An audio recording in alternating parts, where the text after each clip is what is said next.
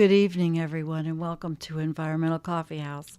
I am Sandy Shellis with my partner, Jennifer Hines, and welcome to tonight's show. A little somber for me. I have a family illness that's really driving me crazy, so I need to cheer up a little. So we have a few different things tonight.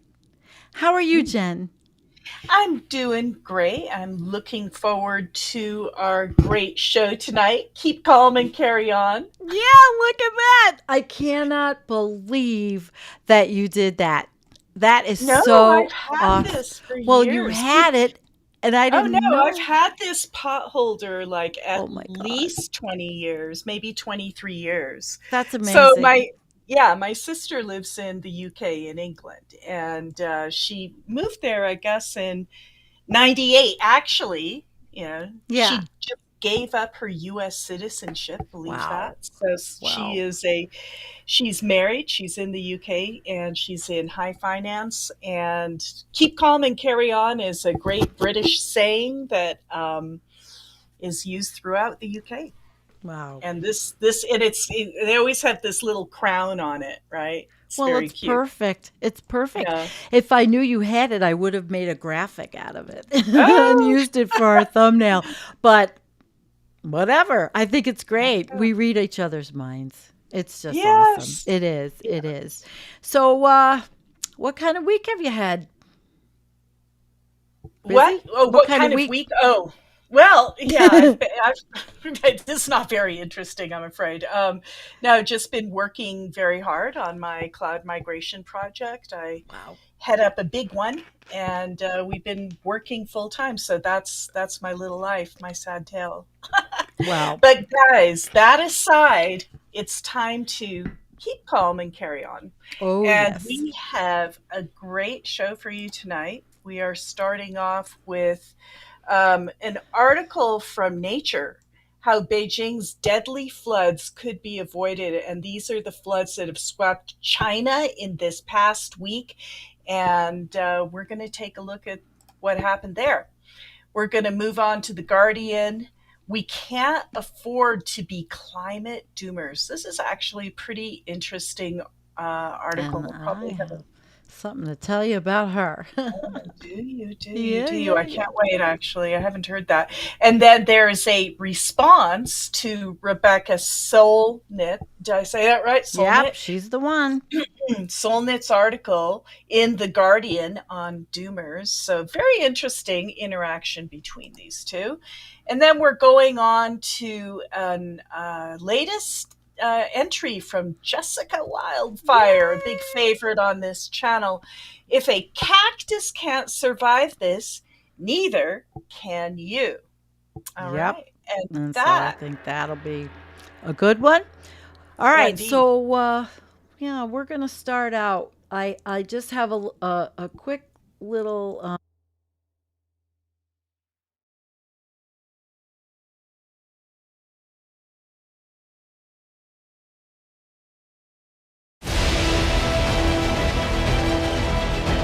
चीन में खिलौनों की तरह बह रही हैं सैकड़ों गाड़ियां। It's obviously not English. Beijing में बाढ़ की डराने वाली तस्वीर। There's really not a lot on चीन there के फुजवान प्रांत that's की तस्वीर showing what's देखिए, happening in जिसमें China अचानक and पहाड़ से Beijing. आया पानी अपार्टमेंट की तरफ आता दिखता है। चीन के सरकारी अखबार ग्लोबल टाइम्स ने वीडियो ट्विटर पर शेयर किया। वीडियो में तेज पानी अपने साथ कई गाड़ियों को बहाता नजर आ रहा है।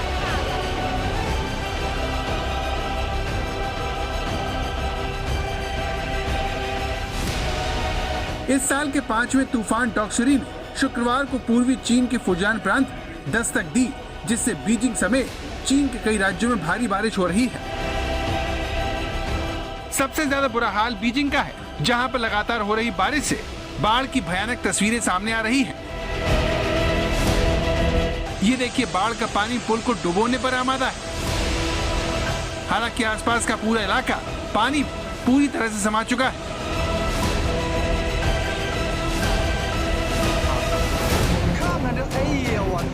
अब ये देखिए, बीजिंग में गाड़ियां खिलौने की तरह बह रही हैं। इन गाड़ियों में लोग है या नहीं, ये तो नहीं पता, लेकिन तस्वीरों से आशंका होती है कि ये पुल टूटने की वजह से पानी की चपेट में आई। चीन में बाढ़ से हालात कितने खराब हैं, लोग किस तरह से फंसे हुए हैं, उसे अब इस तस्वीर से समझिए, जिसमें गाड़ियां डूबी हुई हैं। अपार्टमेंट के अंदर और बाहर पानी भरा हुआ है, लोग घरों में कैद। अब ये तस्वीर देखिए जो करीब से ली गई है, इसमें गाड़ियां पानी में डूबी हैं। कुछ गाड़ियों की डिक्की खुली है, जिससे लगता है कि जब पानी आया होगा तो लोग वहां से निकलकर भागे होंगे। बीजिंग में लगातार बारिश और बाढ़ से 31,000 लोगों को अपना घर छोड़कर सुरक्षित जगह पर जाना पड़ा है। चीन में बारिश से हवाई जहाज से लेकर ट्रेन तक प्रभावित हुई है।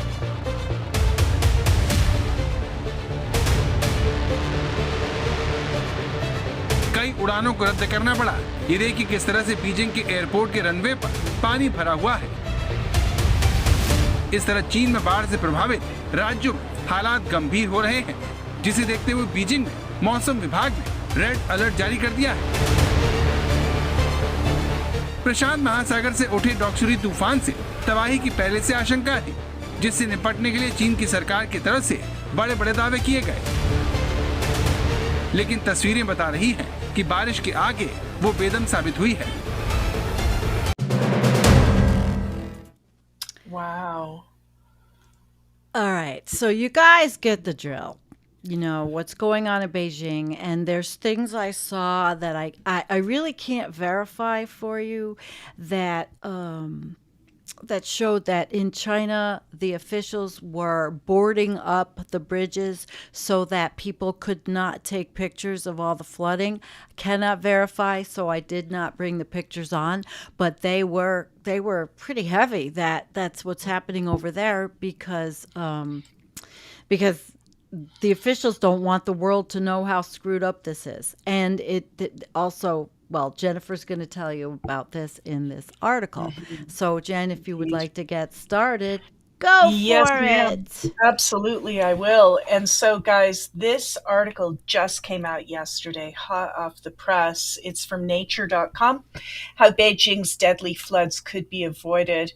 The floods that have swept China in the past week were exacerbated by poor planning for drainage. The floods that swept through China's capital this week were exacerbated by urban development and insufficient drainage systems, researchers say. Typhoon Dorsuki hit southern China's coast in Fujian province on the 28th of July, then rolled north to Beijing, dissipating to a lower grade of storm, but in the process dumping up to 745 millimeters of rain on the capital over 5 days. That is 4 times the city's average August rainfall. The tail end of the storm also soaked the nearby city of Tianjin and Hebei province. The deluge of rain was the heaviest to hit Beijing in 140 years, leading to floods that killed more than 20 people, destroyed roads, cut off power, and forced thousands of residents to evacuate. We didn't expect that the typhoon could impact such a vast area, said Zhu Kangtang, who focuses on urban resilience and disaster risk reduction at Peking University Shenzhen Graduate School in Shenzhen, China. But as tragic as this week's events have been, Beijing is no stranger to flooding and disaster. Floods that have resulted in injuries and casualties have hit the capital at least 7 times over the past 2 decades.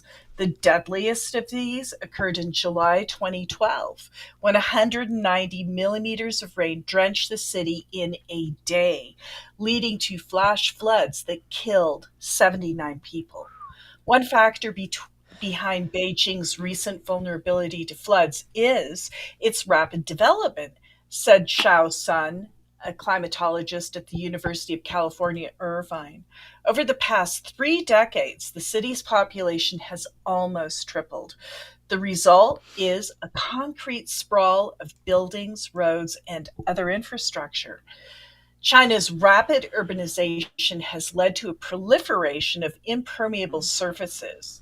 Green spaces such as parks and gardens play a vital role in water retention. Their dwindling presence due to urbanization diminishes their capacity to effectively manage excessive rainfall. Daofang Liu, who specializes in urban development in China at the University of Sydney in Australia, says that urbanization has also wiped out many of Beijing's wetlands, which reduce flood risk by capturing and absorbing excess rainwater. The drainage systems in Beijing have also not kept pace with its rapid development. Many of these systems were not designed to handle such huge volumes of water and are not maintained or upgraded on a regular basis. This can lead to waterlogging and exacerbate the impact of floods. Sponge cities. The Chinese government has taken steps to reduce the risk of urban flood. 2015, it introduced a plan to construct sponge cities that can retain and reuse 70% of rainfall. The aim is to ensure that 80% of urban buildup areas in these cities meet this target by 2030. Since then, some 30 cities, including Beijing, have been testing various approaches to mitigate floods, such as using permeable materials for roads and pavements, restoring wetlands and natural waterways, and creating more green spaces. Although the sponge city strategy is very ambitious, the approach was not designed to handle extreme weather events like the Dorsuki storm, said Hong Zhangzhu, who specializes in urban planning and infrastructure development at Australian National University in Canberra. Its design is based on average annual rainfall, and given Beijing's low-lying location, drainage systems need to ferry excess rainwater quickly. The most important thing is to divert the water away as soon as possible. Urban drainage in Beijing and other cities in China will need to be improved to withstand more frequent extreme weather as climate change intensifies. Although this will be challenging, it would significantly reduce the risk of urban waterlogging during the rainy season. He adds that cities across China will need tailored flood management strategies. A one-size-fits-all approach is not the most optimal choice. Tong adds that Beijing and other Chinese cities will also need to create infrastructure that facilitates evacuations and provides information to help people respond to extreme weather. At the end of the day, it's people who react to these kind of disasters. So China is in a really bad way, and China has been hit with extreme weather time and time again. Yeah, last year. Oh yeah, just disaster after disaster, and Disaster after looks like they're disaster. being very proactive in creating a whole new kind of cityscape that can actually absorb the water and then be reused, which I think is a highly intelligent way to go about it. I've Well, never we really would heard hope of sponge so. cities. We would hope so. We could learn from each other if everybody wasn't angry at each other and blaming all the blaming that goes Kind on. Yeah. So, of. guys, we're going to move on for our little entertainment of the evening. I don't have a video, but it's kind of like, well, I don't know, should I call it normie night? I've got some music set up.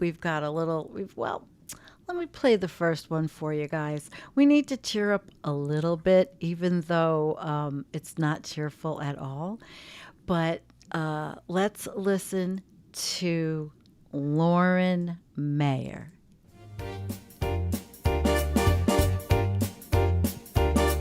It's too darn hot.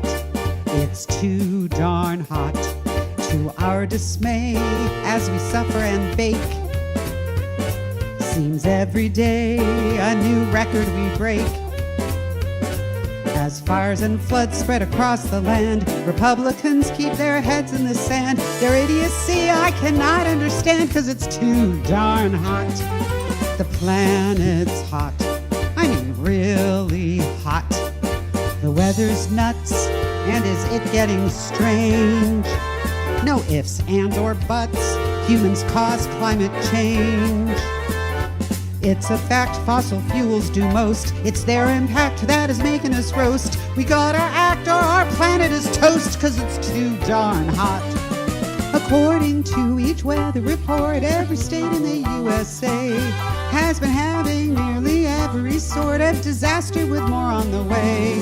From floods in Vermont to those raging fires that make air quality a shame. Read the news, it's clear who's to blame for making the planet too darn hot. Like the vault, it's hot. Insanely, dangerously hot. Some right-wing leaders like to opine global warming is good, you see, which simply goes to prove that old line, it's not the heat, it's the stupidity. These schmoes keep ignoring the scientists as they rake in the corporate bucks. So they stall, 'cause they're all corrupt schmucks who ensure that we can't do squat. So if we want a shot to save our planet, damn it, vote 'em out before it's permanently too darn hot. Too darn hot. It's too darn hot. Don't stop the video just yet. It's Lauren with a very quick reminder that these videos don't produce themselves, but you can help me by joining my Patreon, where for as little as $2 a month, you can help me continue to make videos that help you laugh and videos that otherwise make you cry. Thanks. And now we're going to say Wow. it's too darn hot. Yeah, Lauren Mayer, we give her a hand. Yay, I can't find the applause. But hey, it's Normie night. And, you know, everybody, if people are starting to make videos that typically make like political stuff, well, we know people are waking up, right? Mm-hmm. They're starting Absolutely. They're starting to there's a see. revolution in the general consciousness. We'll see what results it has. But this is a pretty interesting graphic you've just brought up, Sandy.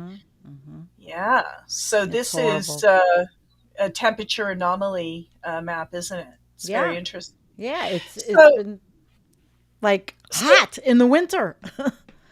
So not just hot in the winter, but in a very particular area. And it's really the Andes mountain range that's really hot right now. And you can also see runoff. You see all the anomalous blue, like little puddles around South America, and also coming up from Antarctica, which is just south of that, right?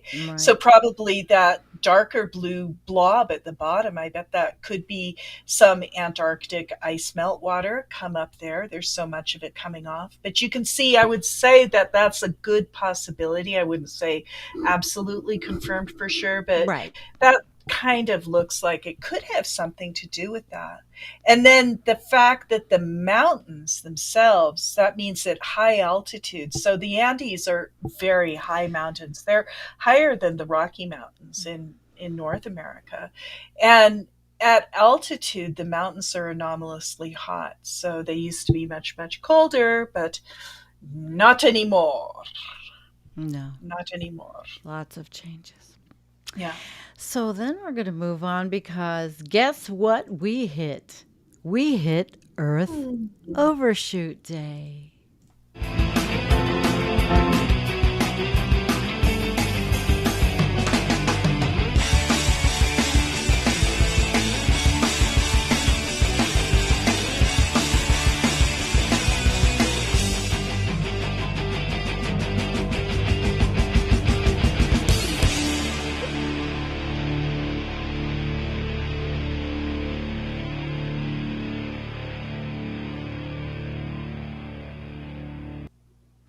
So My basically, yeah, that just tells the story. You know, we didn't really have to. We hit it, and Jennifer, you know, you can tell everybody what it means. It means Earth has used up its resources by what, August? Really? Yeah. That's right. Well, it's, you know, bad thing about Overshoot is it's very hard to back off of Overshoot, and Overshoot usually leads to tipping points and runaway situations. So none of that is good. Oh my goodness, Sandy, what is this that you're showing us? Where is this?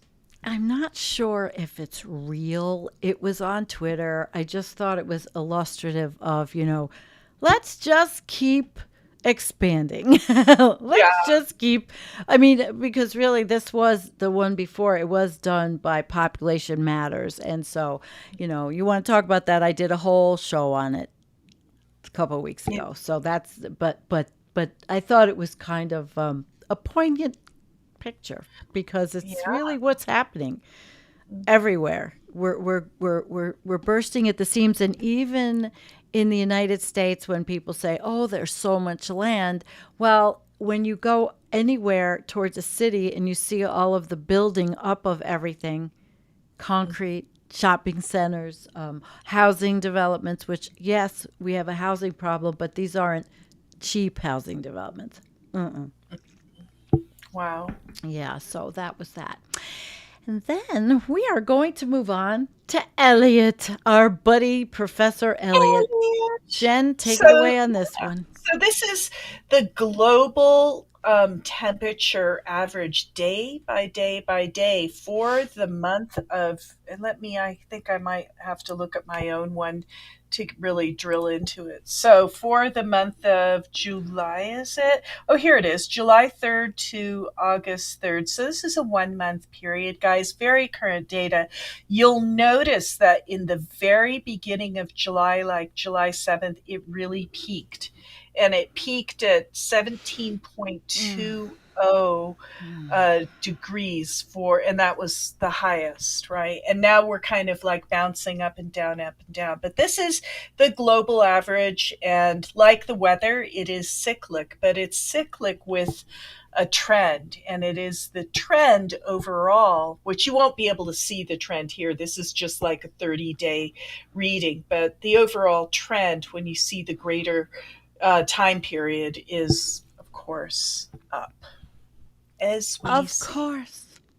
And what's going down? What's going down? The meltwater. What's going down? Oh, The yeah. ice Well, sheets. what's going down is mostly like the thing that's going down a lot is the volume of the Greenland ice sheet. Greenland is having quite a heat wave, and then of course Antarctica is melting in the middle of winter, and the Antarctic ice cover on the sea ice cover, that is going down quite a bit. So those are the things going down, and other things are going up. All related. Right. All right. Well, I have another one, another Normie Night video, and this is the Marsh family. And this one is kind of bittersweet because it's the kids. A lot of beeps that time.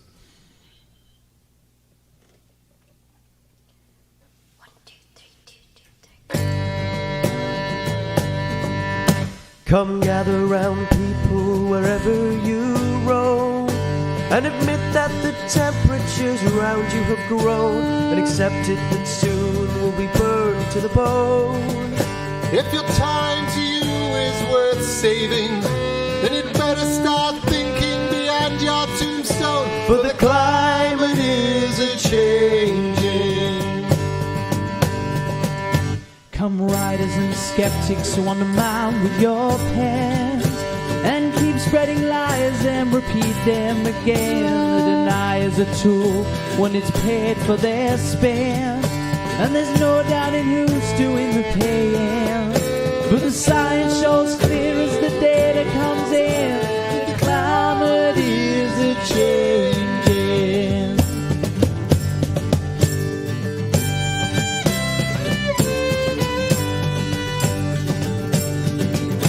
Come on, politicians, please look down the road.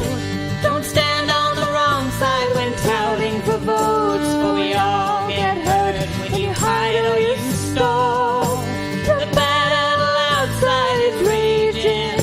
It'll take more than pledges or cowards or fools, for the climate is a-changing.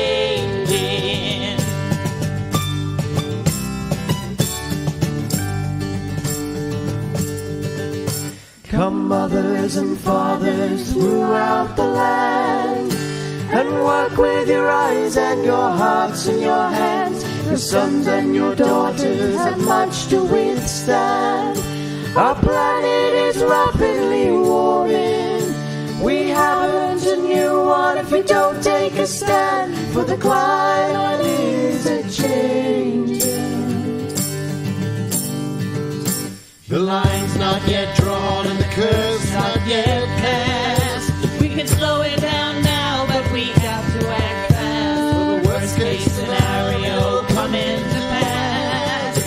It is not that the earth turns to wasteland, but it's wasting the last chance to put it to rights. For the climate is a changing.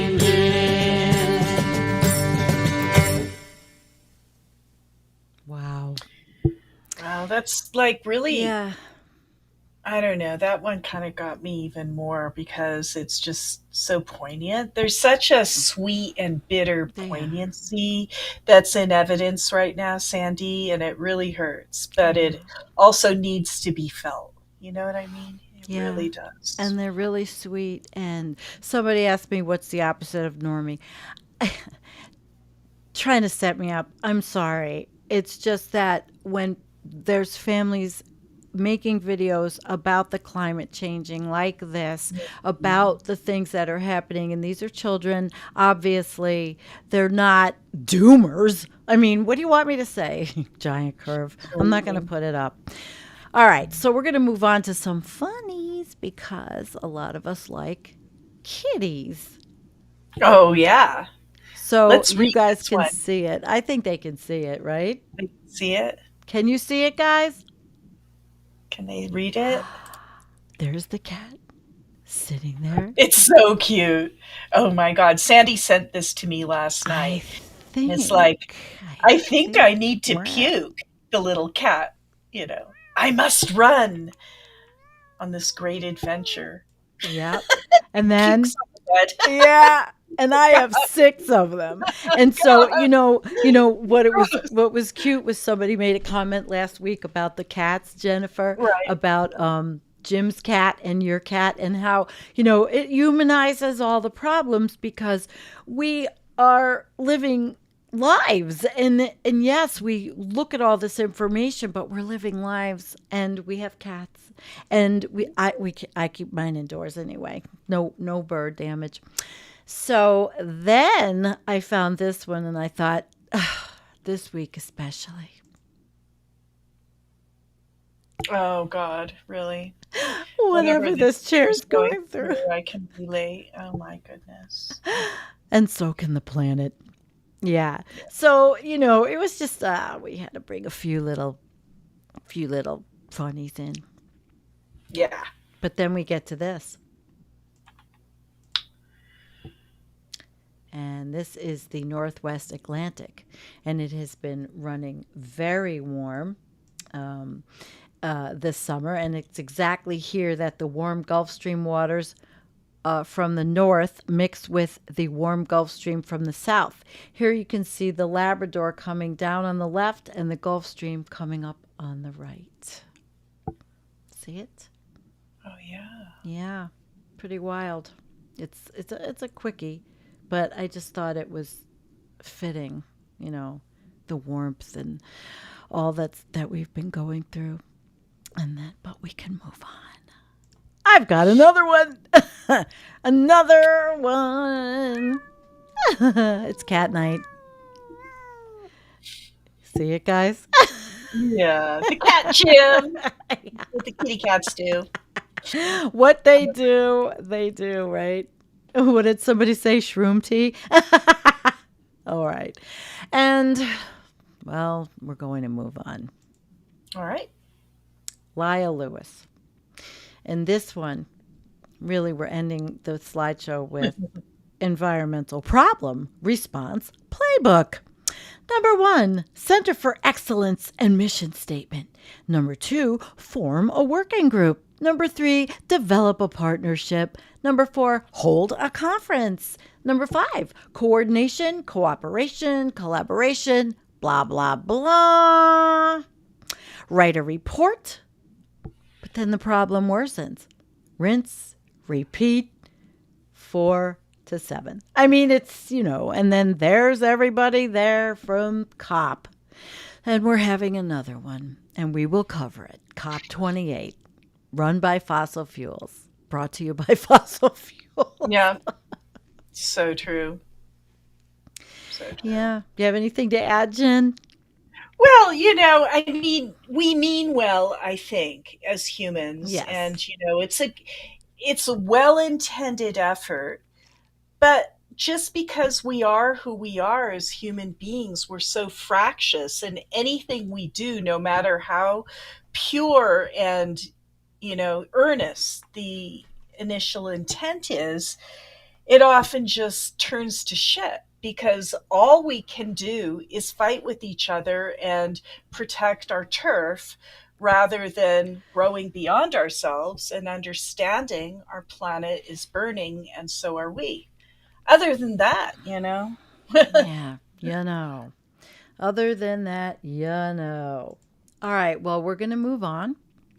And this is interesting. We're doing a bit of a shorter show tonight. I didn't do a video either. I'm just feeling kind of, I don't know how to explain it.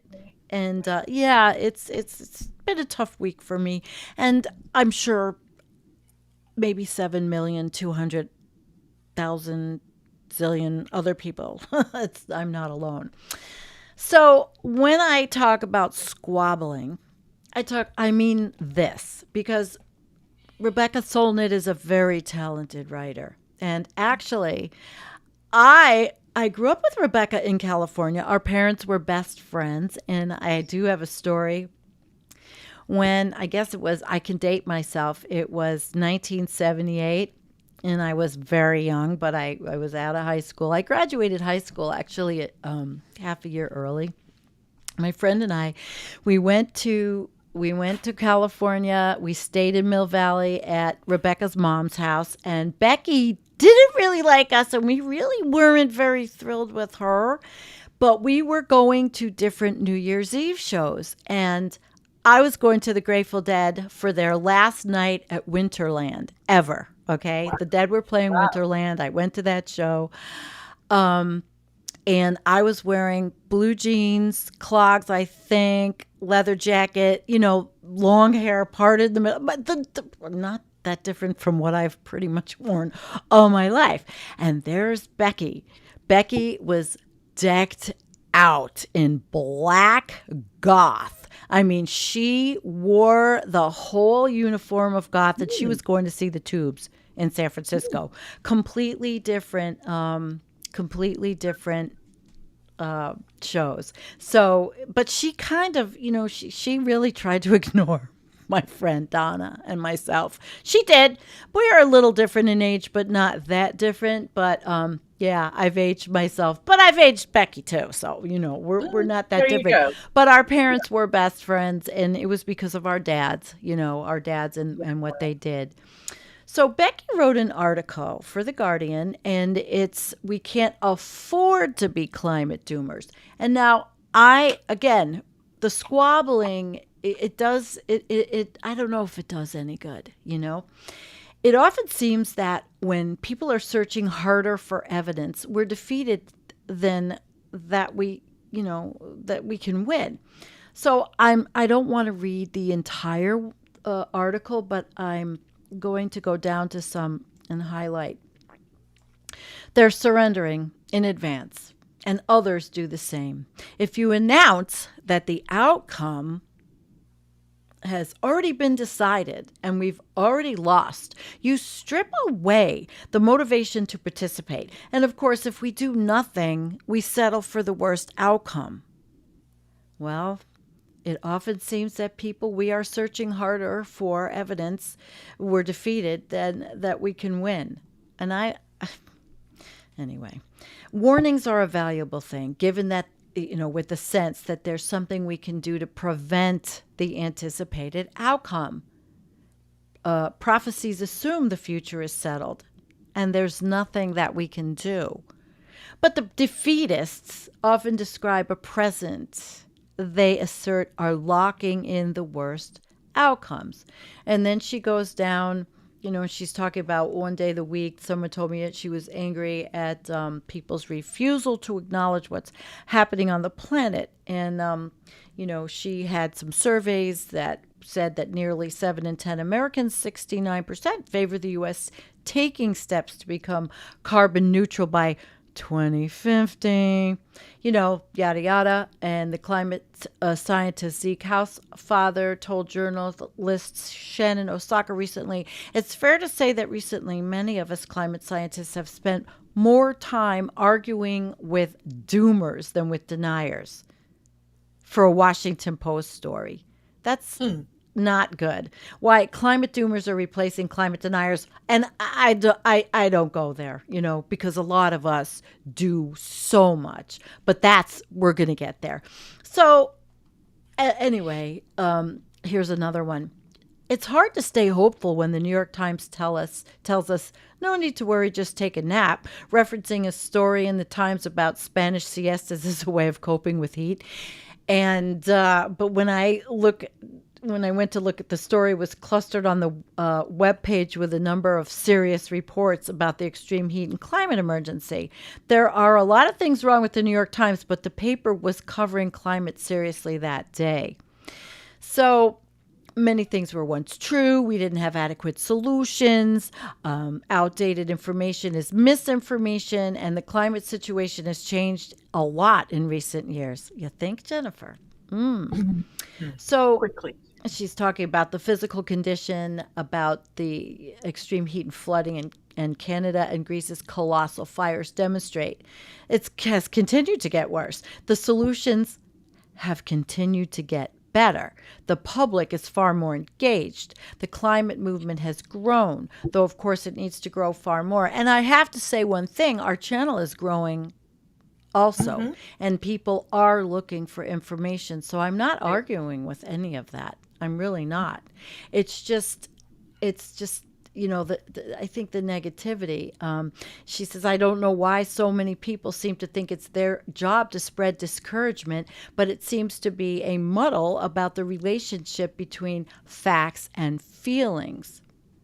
I keep saying I respect despair as an emotion, but not as an analysis. You can feel absolutely devastated about the situation and not assume that this predicts outcome.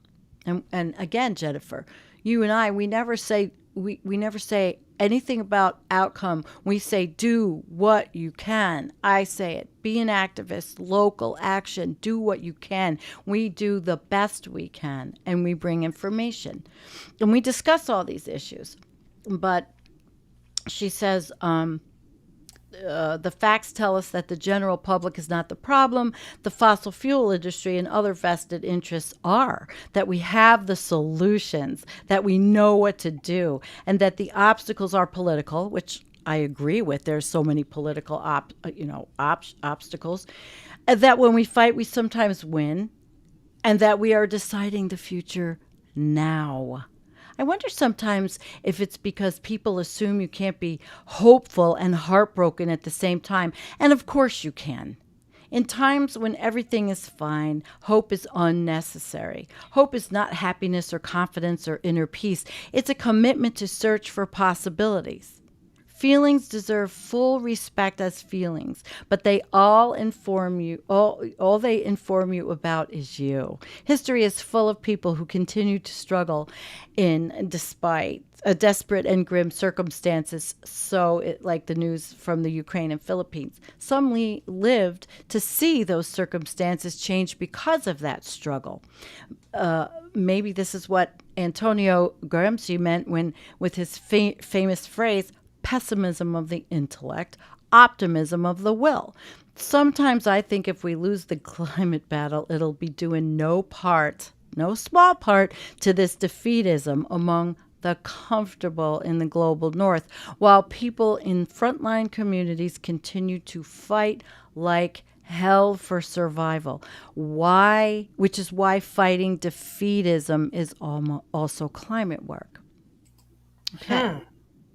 And she's a very talented writer, very talented. But Jennifer is going to read the response. We have a response to Rebecca Solnit's article, The Guardian on doomers, in The Guardian on doomers. Writer Rebecca Solnit was recently published in The Guardian and stated that, quote, some days I feel that if we lose the climate battle, it'll be due in no small part to this defeatism among the comfortable in the global north, while people in the frontline communities continue to fight like hell for survival, which is why fighting defeatism is also climate work. That one really kind of triggered me, right? It would, Right. right? I don't We feel have, defeated. yeah, yeah. I feel angry. So that was the quote. So, what's her response to that? We have already lost the climate battle, and it is stories or opinions like the one above that are preventing others from grasping this and stopping us from taking the kinds of collective adaptive responses appropriate on a local and global scale. The not too late deframing the not too late framing is a dangerous one. It means people are prepared to wait for global elites to roll out energy transition, to deploy such solutions as carbon capture technologies or other flawed techno fixes aimed at making those elites wealthy while not stopping the baked in warming that's already here and accelerating. It is only when we finally break through the not too late taboo that we will begin to work in earnest of adaptation to reduce suffering as much as we can. It's not only people in the global south who are on the front lines of climate change. Extreme heat waves and wildfires are happening in Greece, Canada, Europe, North Africa, and the Middle East and the USA. There are currently floods in India, Japan, China, Italy, Spain, Peru, Vermont, and others besides. Coupled with record high Earth surface temperatures, the record high North Atlantic sea temperature, and record low Antarctic sea ice level, the nature of abrupt and runaway climate change is becoming obvious to everyone. Here in Australia, my friend Margie from Kangaroo Island survived the Black Summer bushfires back in 2019-2020 before the pandemic. But her life was turned upside down, and she no longer believes we can avoid catastrophic outcomes in the future. Instead, all her focus is on a radically local approach, rebuilding and preparing for the next bushfire with her community, a fire they know will come again. Communities are realizing that governments are not equipped to respond as effectively as they once were, and that mostly now we are on our own. Around the world, people are trying to pick up their lives after natural disasters of all kinds, of all the while knowing that the same event could happen again at any time. Hope is no longer the appropriate response. Instead, a steadfast courage is needed to face a grim future and a determination to do the next right thing, come what may. What else is there? All we can do is get up each day and adapt to the changing circumstances as best we can, attempting to stay healthy, well adjusted, mentally stable, and able to contribute to a disaster risk reduction in whatever ways are available to us. This is the doomster way, the way of acceptance. We are in hashtag collapse. And if we refuse to accept this, we risk making a bad situation much worse. The massive new infrastructure projects of the so called green energy transition will be underwater, burnt, or the lack of resources or labor to even complete. Instead, if we accept reality of climate breakdown, we have a chance to make amends and to save as much of the natural world as possible while we still have a relatively intact society with with the social order to get things done. Think orderly descent, powering down the global enterprise. Mm. If we had made a start on the energy transition back in the 1970s, when we were being warned about the limits to growth, then we might have had a chance. But that ship sailed long ago. The obsession with net zero is, ironically, also wasting huge amounts of precious remaining fossil fuels that we will need for climate adaptation, to respond to natural disasters, to save crops, to move entire communities, to accommodate refugees. The energy intensive mining to procure precious earth metals for the renewable technologies is destroying remaining habitat for wildlife and indigenous peoples in many places around the globe. It is the last desperate grasp for wealth and power by the global elites that don't care about our survival or the earth and its creatures. They just want to retain their wealth and power above all else for as long as possible. This is their ticket to do it. Greenwashing is the norm. What possibilities open up if we accept defeat? If we say we have failed and that the breakdown of our civilization will continue to unfold in our lifetime? Imagine the creative energy, mourning, cooperation, and humility that would abound. Imagine setting the younger generation free from the obsession with career, money, working, superannuation, and other irrelevant concerns in a collapsing world.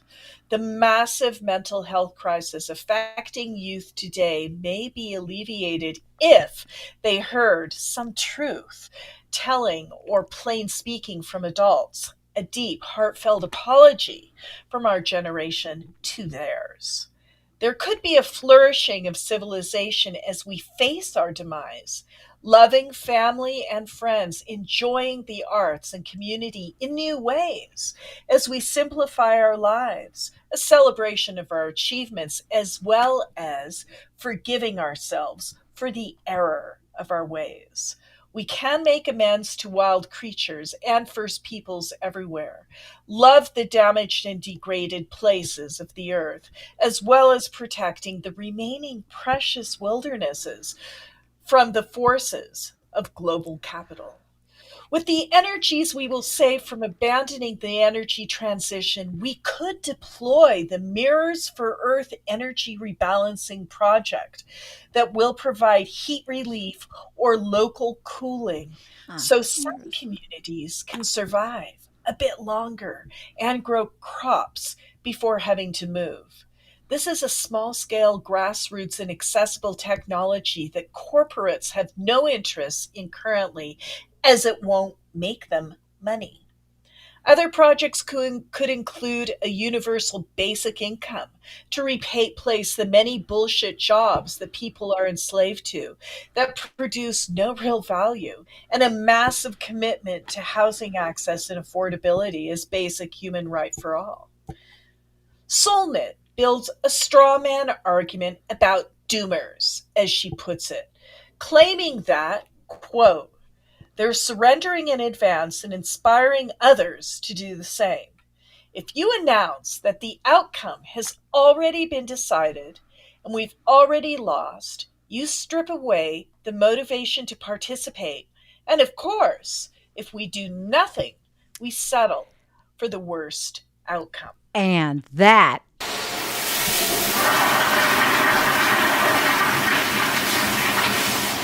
gets the flush. Okay. Continue. That's the flush of the day. Continue. This is simply not the case. While we're surrendering, we're not doing nothing. No. And by the way, we prefer the term doomster now to doomer. New to me. New to me too, but I'll All be a right. doomster. All It's right. got kind of a ring to it. It's kind of Doomster, baby. hippish. Yeah. Doomster. I'm a doomster. The doomsters that I know, myself included, have worked through our grief and pain for the world. We have banded together and are now in a place of collapse acceptance. From this place of clear seeing, our energy is freed up to look around and ask, how can I help? How can I assist in lessening the suffering as the collapse process intensifies?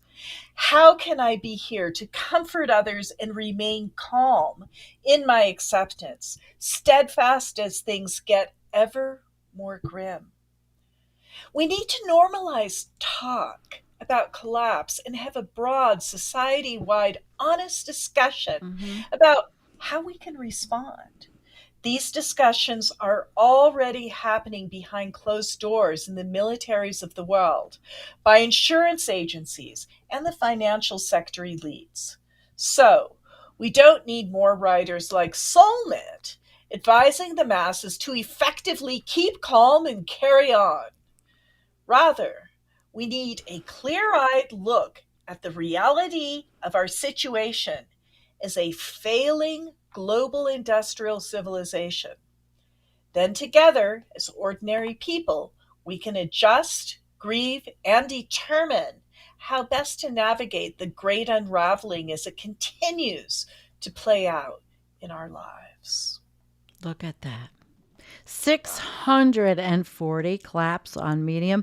And of course, Michael Dowd Good for her. already commented on this. And Did he? and is right. This is absolutely fabulous, Renee. Let's talk. I'd like to schedule a post-Doom conversation with you about this subject. And Karen Perry, yeah, so he's already on it. He's on it. Yeah, we might He's have on it like white on rice. Yeah, Renee might be the new the new kid on the block. There Although you go. we also have we also have Jessica, but yeah.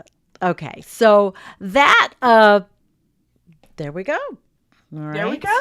All right. So now we're going to move on, and our last article for the night is going to be Jessica Wildfire.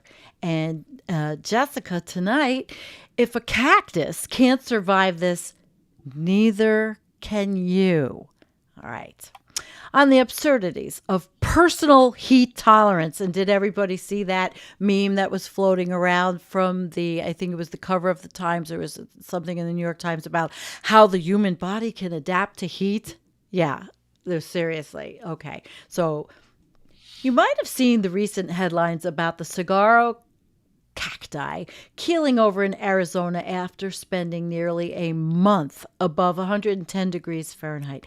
Not even a week later, the was the Post, ran this absurd story. Your body can build up tolerance to heat. Here's how. And she says, I'm not linking to it. That's how bad it is. The Post presented this piece as a climate solution. The content sounds about as vapid as you can imagine. It smacks of privilege.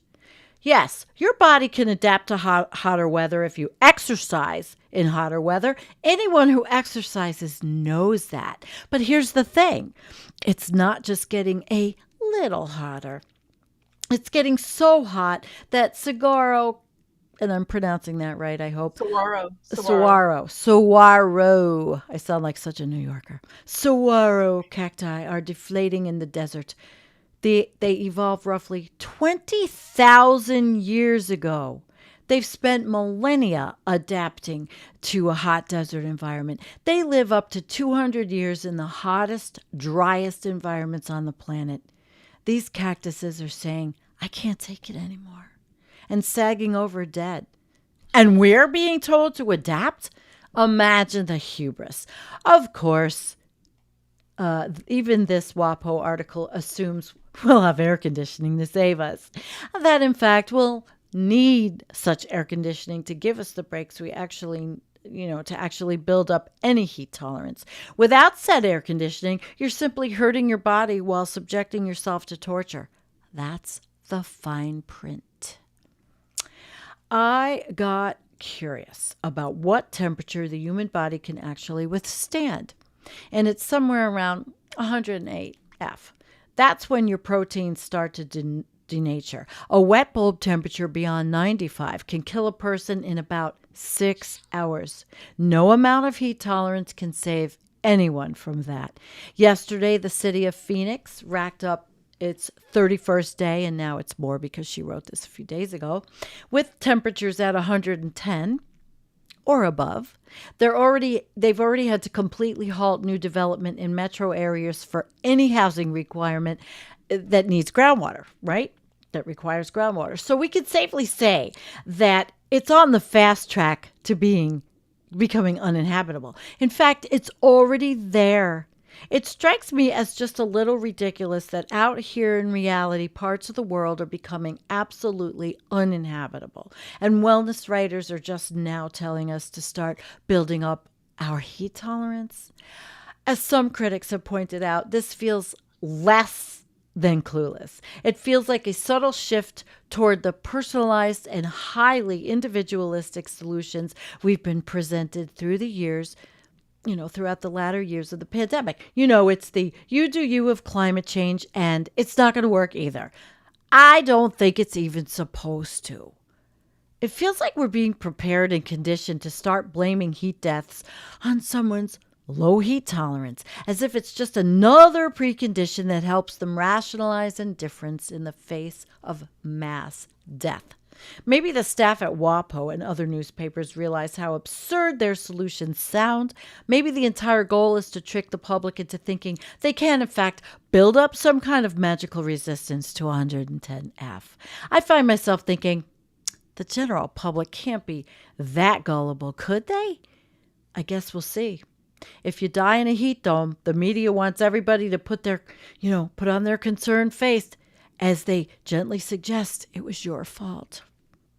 That's not a climate solution. It's a malicious excuse. Boy. Wow. Once again, Jessica Wild out of the park. Yes, she did. So good. I thought so with this one.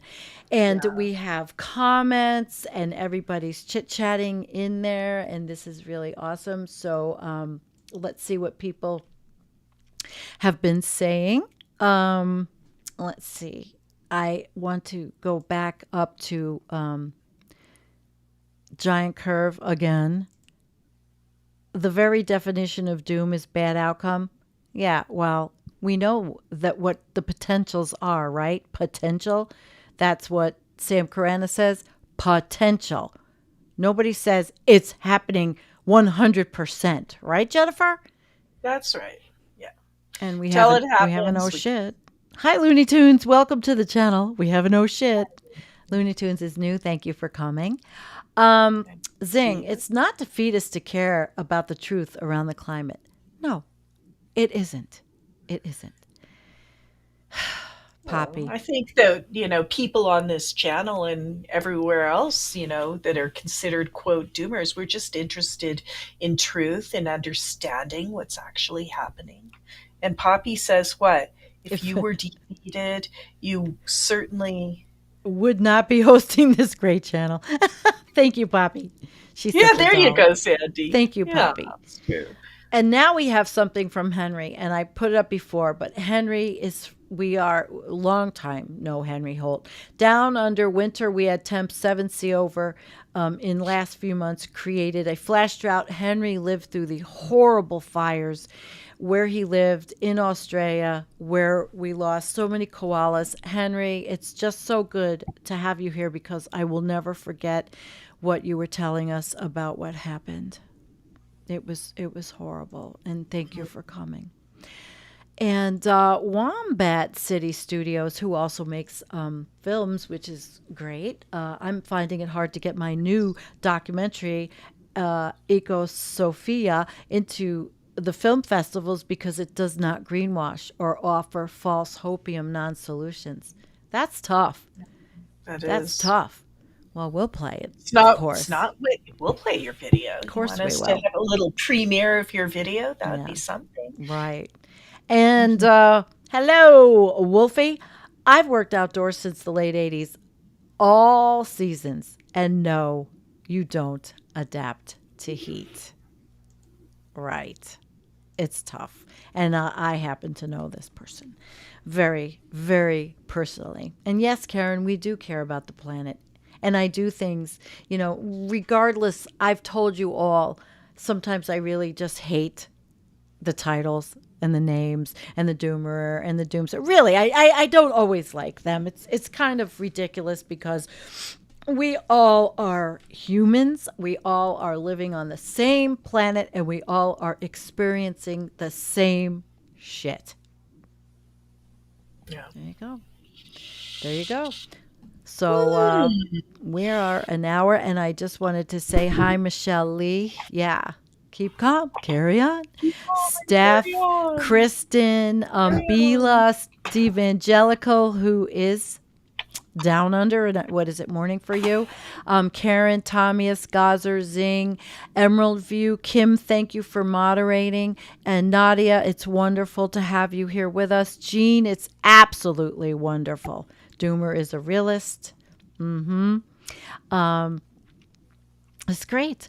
Let's see. Anybody else have anything interesting? Or Kim? No? John Schmidt? Consider Lagrange 1, targeted dimming, cooling the poles, and strengthening the jet stream. Well, there are all kinds of things, ideas being thrown around. There are. And so, of course, nobody's stopping. Nobody's stopping. Okay, let's see. Hi, Trulia. Am I supposed to be calling myself a doomster now? Doomster boomer doesn't sound as good as doomer boomer. Oh, I don't think that about the word doomster. I don't think it's as know. I don't know. I mean, I don't think it's as dignified as doomer. Doomer, I'm kind of, doomster kind of sounds like teamster. I don't know, something. I like this one. Something. What do you think of that term? What do I think of it? I don't know. Yeah. You got to give me, I need some time, I think. Doomster's weird because I feel like I should be chewing gum, smoking a cigarette, and, like walking around with high heels on, which I can't wear anymore, I don't know. But there was a giant, yes, building up uses less land, and that's what's going to happen in those walkable cities, building up. There are lots of things happening. And whatever you do locally, because I believe it's local, I believe that it's very hard to think about the big picture and think about making a difference. But locally, and whatever that is for you, locally, can make a difference. I think local is the way to go. That's the only thing that's going to be there for you in the end is your local community. Yeah. All right. Well, I really appreciate all of you. We finally got a little bit of a shorter show. Jennifer, I love you. I love you too. And great show. Thanks, guys, for hanging out with us tonight. It was great to see you all. And we shall see you again. We'll see you next week. And I'm working on a guest, Margaret Klein Solomon, for Tuesday, but I'm not sure yet if we're recording or if we're going to go live. So look for that. I'm working with her on that. Okay? So good night, everyone. We love you. Don't forget our little, wherever it is here, buy me a coffee bullshit and all that good stuff. Indeed. Yeah, because we're not monetized, so, Yeah. All right. Mwah.